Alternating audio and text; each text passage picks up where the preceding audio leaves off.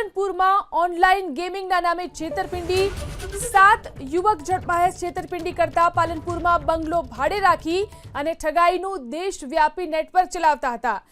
Gaming એપ્લિકેશનના coin સસ્તામાં ભાડે આપવાની લાલચ આપતા લોભામણી લાલચ આપી 21 રાજ્યના લોકોની સાથે ઠગાઈ કરી। આરોપીઓના 25 બેંક ખાતામાં 2 કરોડથી વધુ રૂપિયા જમા થયા હતા। 7 આરોપીમાંથી મોટાભાગના આરોપી કોલેજના વિદ્યાર્થીઓ।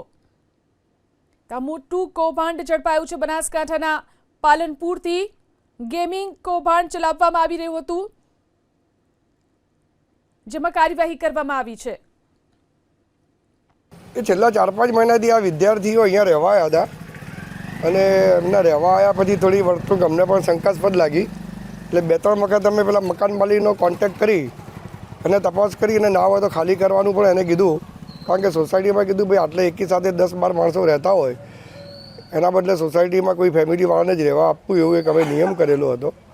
આ 24 કલાક ડે એન્ડ નાઇટ આ લોકોની અવર જવર રહેતી, 7-8 તો અહીં રહેતા જ હતા અને એ સિવાય પણ અહીં 10થી 15 રાતે માણસો આવતા અને હાઈફાઈ ગાડીઓ આવતી રાતે, એકદમ ન્યૂ બ્રાન્ડ મોગી ડાટ ગાડીઓ આવતી, એટલે આ લોકોની શંકાસ્પદ હતી અને વાઈફાઈ ને આન તેન બધું લગાવેલું હતું એસીઓન બેસીઓન મકાનમાં, અને બીજું કોઈ પ્રવૃત્તિ હતી નહીં એમની, અને સતત ઉજાગરાગ્રસ્ત અને ચિંતાગ્રસ્ત હોય ને ગુનેગાર ટાઈપના ચહેરા હોય ને એવા એમના ફેસ રીડિંગ ઉપરથી આપણને લાગતું હતું કે આ લોકોની પ્રવૃત્તિ કોઈ દેશદ્રોહી હોય, અગર તો કોઈ ક્રાઇમને લગતું આ લોકો નેટવર્ક ચલાવતા હોય એવું એમને શંકા તો હતી।